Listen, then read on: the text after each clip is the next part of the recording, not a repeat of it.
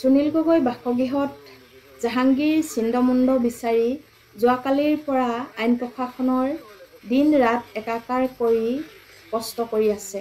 এতিয়ালৈকে জাহাংগীৰ চিন্দমুণ্ড পাবলৈ সক্ষম হোৱা নাই। নমস্কাৰ বন্ধু বান্ধৱীসকল, মই মৰমী। মোৰ ইউটিউব চেনেলটোলৈ আপোনালোক সকলোলৈকে স্বাগতম জনালোঁ।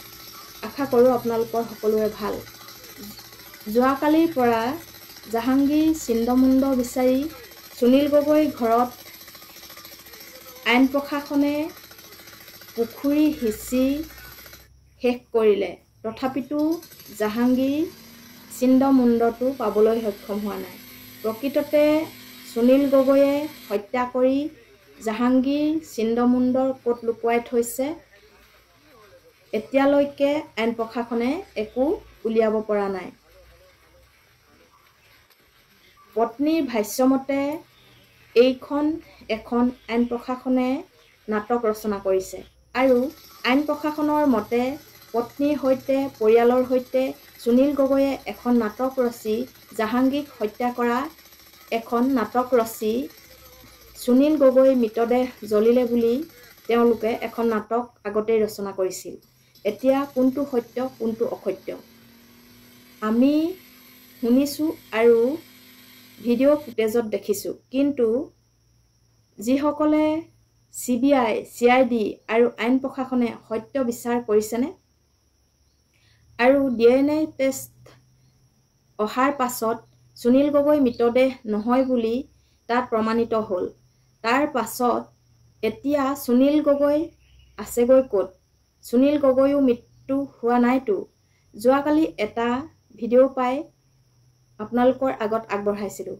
কোনোবা এটা নদীৰ ঘাটত এটা অচিনাক্ত মৃতদেহ উটি গৈছিল। স্থানীয় লোকে সেইটো সুনীল গগৈ মৃতদেহ বুলি ভাষ্য দিছিল। আপোনালোকে নিশ্চয় বহুতে চালে আৰু বহুতে চোৱা নাই। প্ৰকৃততে এই ঘটনাটো বহুত ডাঙৰ ৰহস্যৰ মাজলৈ সোমাই গ'ল। এতিয়া কোন বিশ্বাসী কোন অবিশ্বাসী একো ধৰিবই নোৱাৰা হৈ পৰিলোঁ। পত্নীৰ মতে আইন প্ৰশাসন জগৰীয়া আৰু আইন প্ৰশাসনৰ মতে পত্নীৰ সৈতে সুনীল গগৈয়ে এখন নাটক ৰচনা কৰি পৰিয়ালৰ সৈতে জাহাংগীৰক হত্যা কৰি পৰিকল্পিতভাৱে জ্বলাই দি তেওঁ আত্মগোপন কৰি আছে। আপোনালোকৰ মতামতসমূহ আপোনালোকে কমেণ্ট বক্সত কমেণ্ট কৰিবচোন। নে জোনমণি ৰাভাৰ দৰে এই কেছটো একো উমান নোপোৱা হ'বগৈ?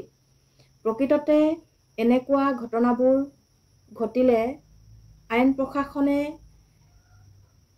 কেনেকুৱা আইনেৰে মেৰপাক দি কাক বান্ধিব একো ধৰিবকে নোৱাৰি। সেয়েহে সুনীল গগৈ পত্নীৰ দুটামান ভাষ্য আপোনালোকে শুনকচোন। আমি কি ক'লে দিনটো ধৰি লওক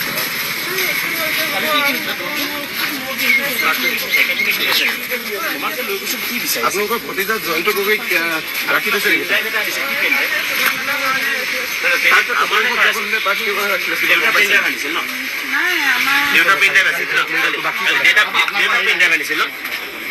এই মুহূৰ্তে আপোনালোকে দেউতাকৰ পেন ড্ৰাইভ বুলি কৈছে। পেন ড্ৰাইভটোৰ কাৰণে প্ৰশ্ন কৰিছিলোঁ। পেন ড্ৰাইভটো দেউতাকৰ পেন ড্ৰাইভ বুলি কৈছে আৰু আমি আৰু সাংবাদিকে সোধাৰ পাছত কৈছিল যে তাত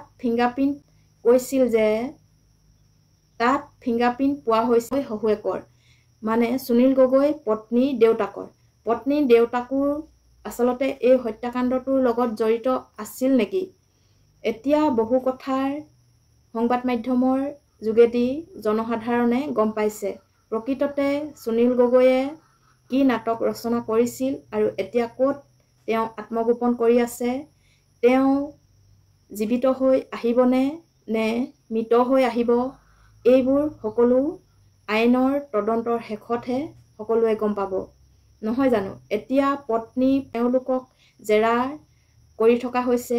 যিহেতু সত্য কথা কেতিয়াও লুকাই নাথাকে। যদি পত্নীয়ে তেনেকৈ ৰচনা কৰি পৰিকল্পিত হত্যা কৰিছে নিশ্চয় আৰু বেছি দিন নাই, 2-এদিনৰ ভিতৰতে নিশ্চয় স্বীকাৰ কৰিবলৈ বাধ্য হ'ব।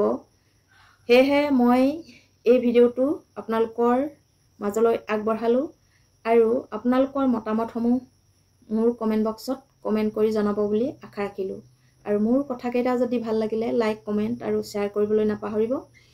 আৰু যিসকলে নতুনকৈ চাইছে তেওঁলোকে মোৰ চেনেলটো ছাবস্ক্ৰাইব কৰি কাষতে থকা বেল আইকনটো ক্লিক কৰি দিবলৈ নাপাহৰিব।